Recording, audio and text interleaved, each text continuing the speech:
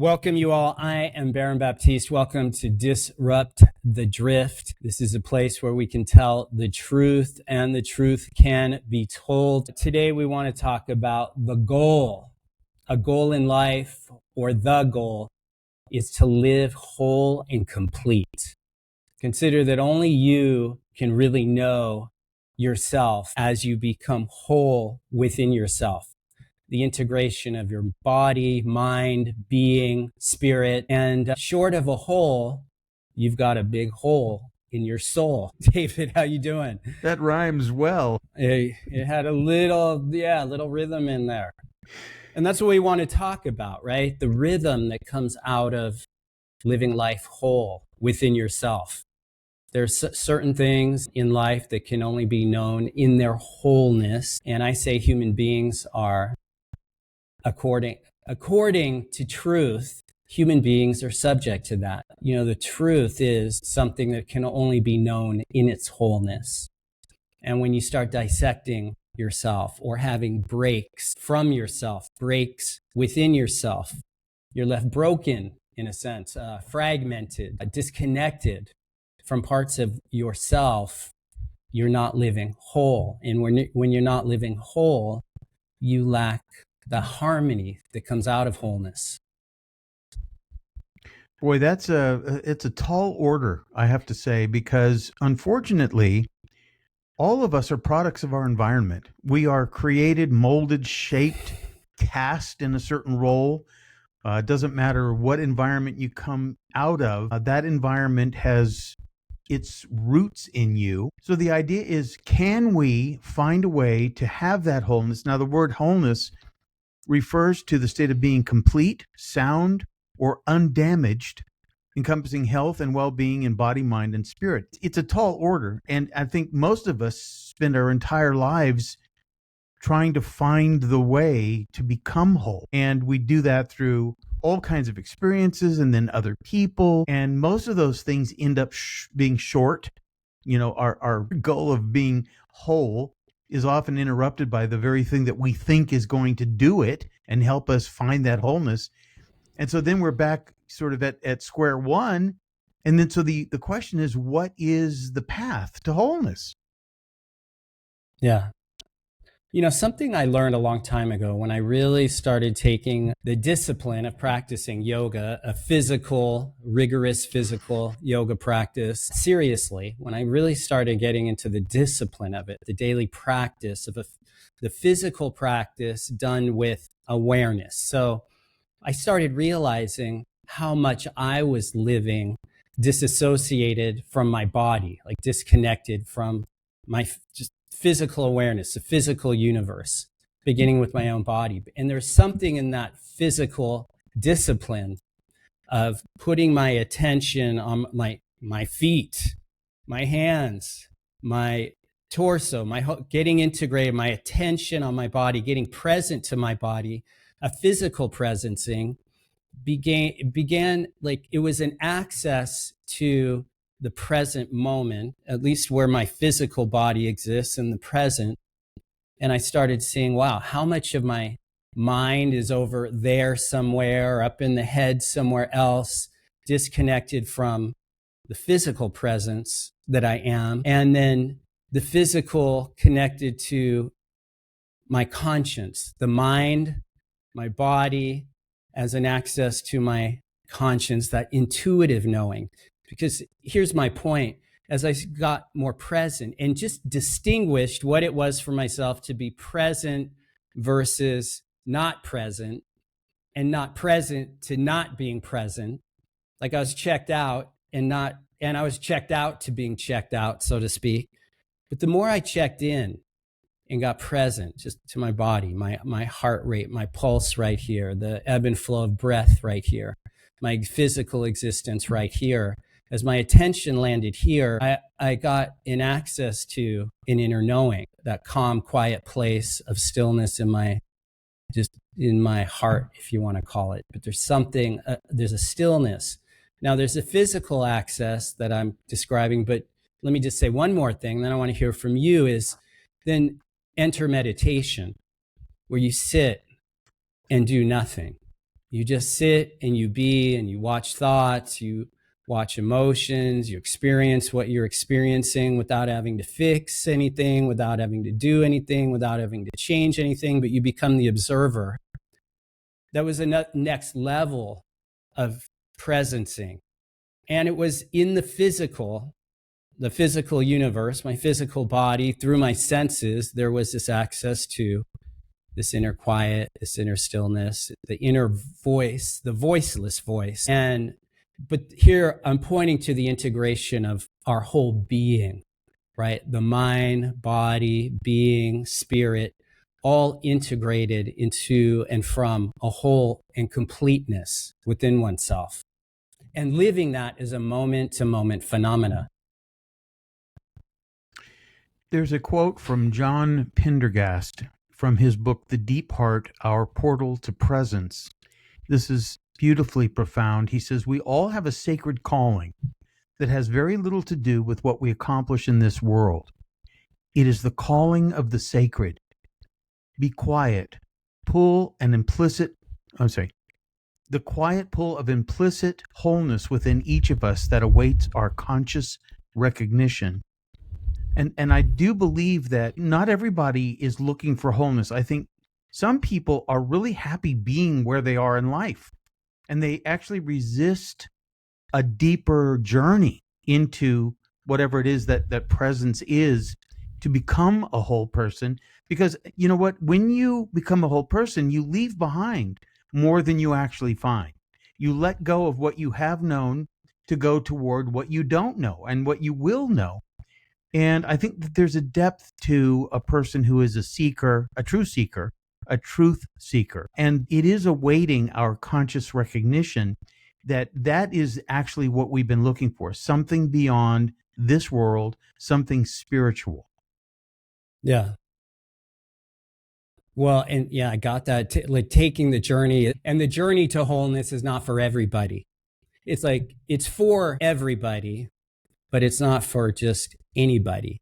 It's a certain kind of person who's seeking something deeper. And I think part of it is, you say, a lot of people are like, I'm happy, everything's fine. Why would I want to disturb that and look any deeper at something like my resentments, my anger, my fear? Why would I want to unveil that when everything's fine? But I always like to say, just because you're not present to something, or you think you fixed something, isn't necessarily to say that you have, isn't necessarily to say you don't have it. And I think as we get present and we start distinguishing, well, who am I? And who am I in my wholeness? When I'm integrated in myself in wholeness, what are these blemishes, these blocks within ourselves that are cogs in the wheel, so to speak? They're in our nature, as we're born, you could say we're whole, we're connected. You see young kids, they're integrated. They're in their bodies, their minds, their attention. Now, they're not matured versions of that, but you see generally kids are integrated. There's not a lot of blocks and blemishes or things in the way.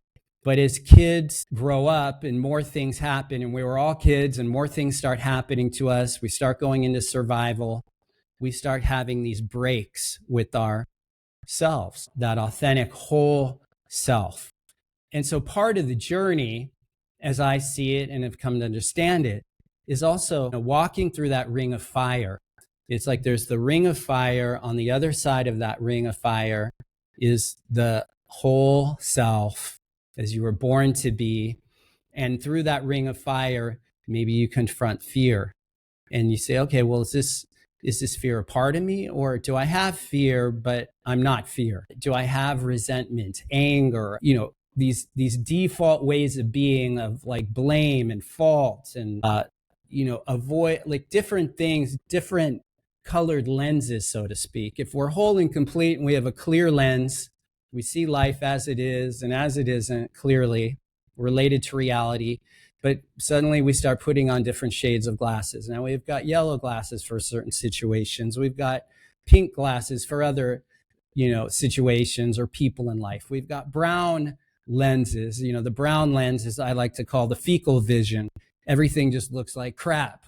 It's like, what lenses are we looking through, that as we start to look within ourselves or look at these things that are blocking our whole self, the authentic self, we have the opportunity to, as we distinguish those things, bring them into view, see them, recognize them, realize those things aren't you, actually. They've made a home in you.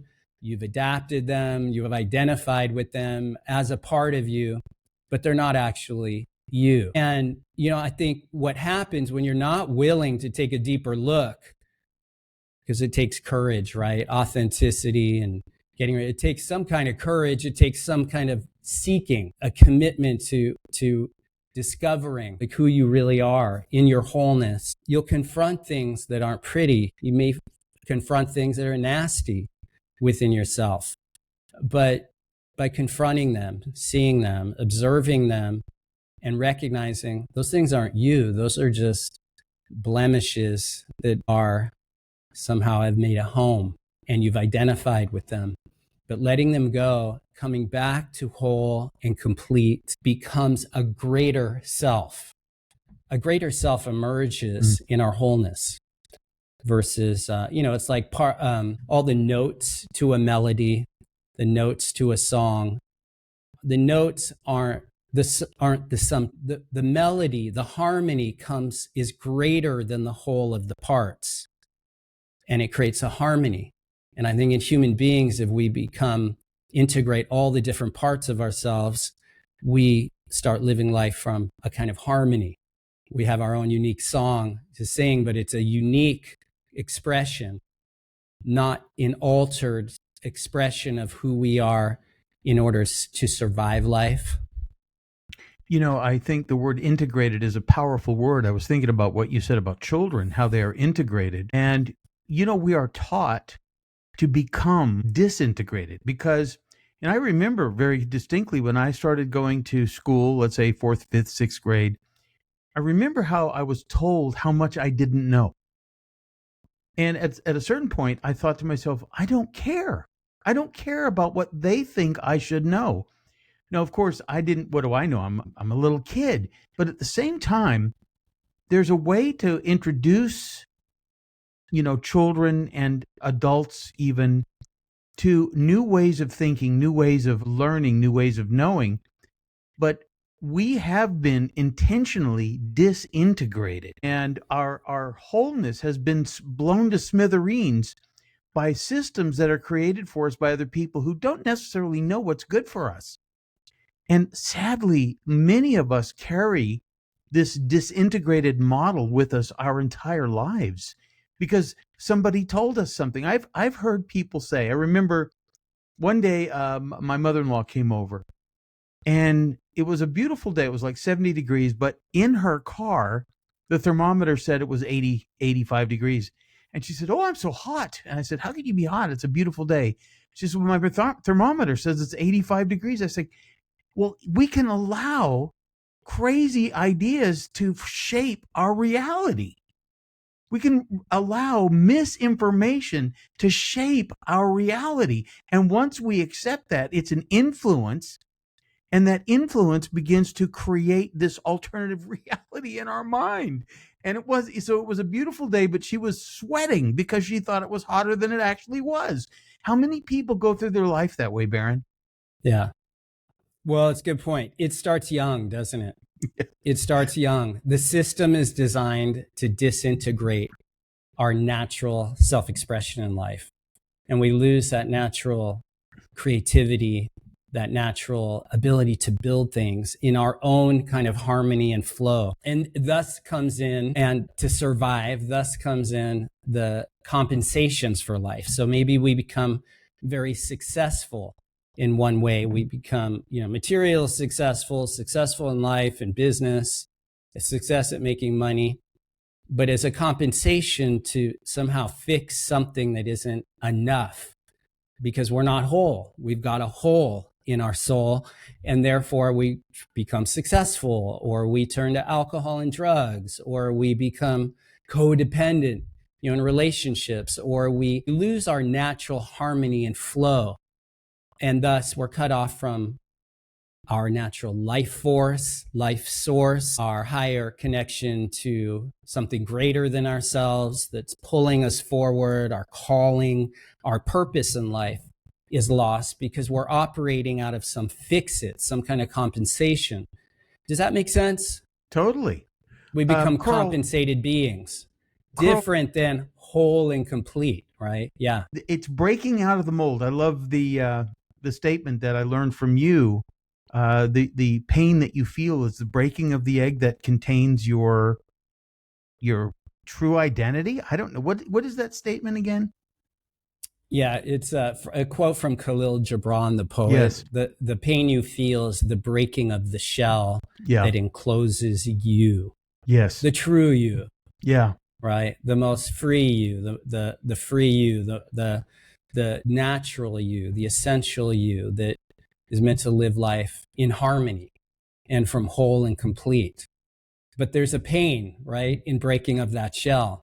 The pain of the journey of looking at oneself, shining a light on different aspects of self. Yeah, and when we become disintegrated, we get very good at certain things, but we lose the wholeness. It's like you and I are speaking right now, and every word we're saying, every word I'm saying right here, you could look it up in the dictionary, each word, but you won't find me in the dictionary. The way my words, my expression is coming out of me right now, the way it's coming out of you, it's the way it's coming out of any of us.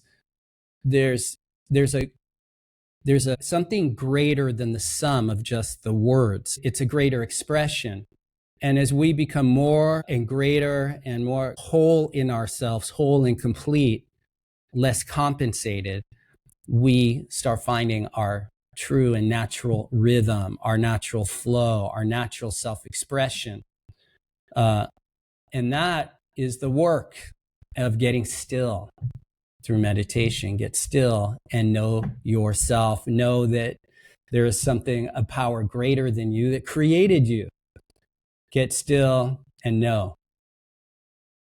Relinquish ego. Come to humility and open up to really want to see, and let the crying soul within you come forth and discover yourself, your whole self, in body, mind, being. All right, last thought here, and let's wrap up. I would just say that, there are probably toxic kinds of influences in your life that are holding you back and holding you down. And I would say when you get quiet for a little while, new seeds get planted. Seeds of consciousness can be planted there in that still quietness. And what happens typically with seeds that are planted is that as they grow up toward the sun and the light, from which you get a relationship with the source of that light. So stillness is the key to unlocking your ultimate potential. Yeah. And as you get still, you'll see what you need to forgive and who you need to forgive, yourself, others. You'll see which way to go, which next step to take. You'll be given the courage and the light to move forward and take actions that create new attractions and new realizations, new creations in life. All right, you all, I'm Baron Baptiste. Check me out at baronbaptiste.com. Got programs, events, a monthly membership, Momentum Nation Academy. Join it. David, what's your book for today? One of your books? My book today is Borderlands, Exploring the Outer Fringes of Consciousness. And it's really what we're talking about today is breaking out of the old way of thinking and discovering this undiscovered country that's waiting for you out there. Awesome. All right, you all, be well, stay bold, and until next time, peace be with you.